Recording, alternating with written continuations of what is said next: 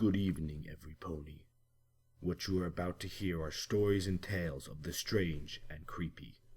Viewer discretion is advised. You have been warned. Tears of the Night by Titicus. Endless walking. It's all I've ever really known up here. Pacing, wandering, exploring. I can call my travels many different things. But no matter what, in the end, it is always the same thing. Walking. It is more than the only thing I did do up here. It is the only thing to do.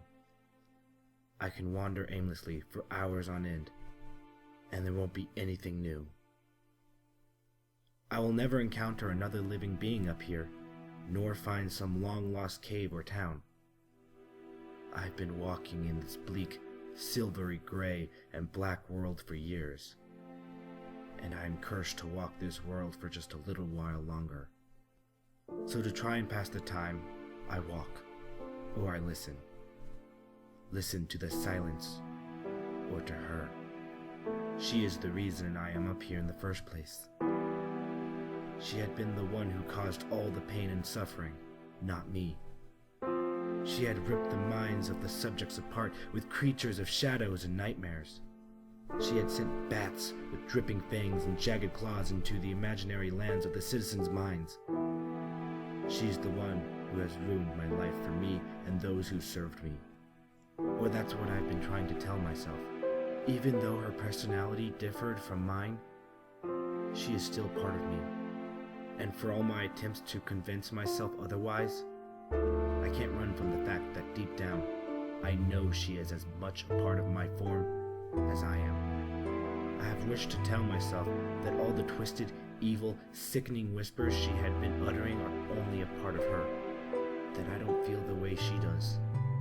I am the sane side, and she is just an invasive parasite. But I know that if I am true to myself, that deep down, I have been hiding these thoughts and feelings for years. I guess it's why I wasn't so surprised when she had erupted from the depths and took control so long ago. She had reigned a form of terror the likes of which the citizens in the kingdom had never known. Buildings collapsing and being torn apart in her midnight blue aura, flinging open the doors to the subjects' homes and tearing the mothers from their child, intruding upon their dreams and warping them into her demonic nightmares, driving the most cheerful of people into a crazed, sleep-deprived, and scared frame of mind. The horrid beasts she made those days would tear every ounce of happiness and hope from the poor subjects, with their fur matted and clumped from all the mess of various fluid dried to them, their yellow eyes streaked with red lines of bloodlust, all the nightmares from my spite, all the destruction because I had felt envious. I harbored envy of my sister, hatred and spite for the subjects, and paranoia for anyone who spoke to me. Envy of the majestic rule my sister held during the day, spite against the subjects for playing and bringing merriment during her day, but squandering the beauty of my night. Paranoia that someone would learn of these secret feelings I carried, and fear that the form that my feelings had taken would escape. It was inevitable. Of course I would escape and rain the destruction and chaos they all deserve. Her horrific whispers screamed inside my mind. Honestly, you are the one who had the feeling. I'm just the result of keeping them hidden. You can try to tell yourself we are different, but in reality, Princess, I am you. I embody those feelings that you held for so long. I am you. I'm just the side that is going to act. But we are the same. Her voice is one filled with evil, yet carries a tone that forces you to listen. No! I mentally scream at her. We may share a mind and my feelings may be the source of your form, but we are not the same.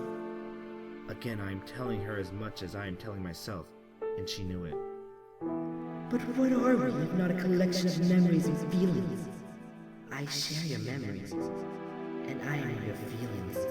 Princess, believe or not, you and I are one being, not too. It is a losing battle. Her whispers are always true, and in the end, I always came back to the same conclusion.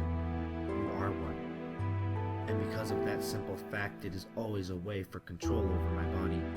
A war I always lose. I am a prisoner in my own body, and a torture subject in my own mind. Admitting defeat already? You normally have a few more things to say. Doesn't matter when you admit defeat, just as you do. Don't worry though, soon we will return, and you can see the precious world you used to belong in. Shame you'll only get to see its downfall. With that, a single tear fell from my face. Even though she controlled my body, my tears still fell when I cried. She makes sure of that.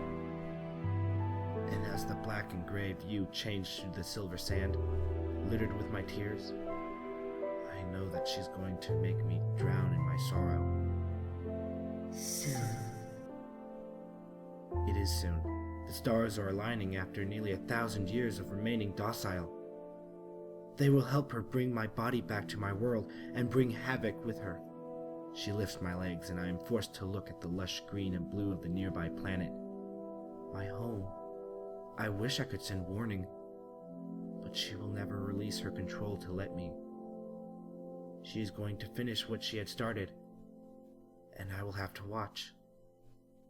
The Princess of the Night is going to return, but she is piggybacking on the Mistress of Nightmares, and there is nothing that can save the poor souls that will face the Mistress' fury.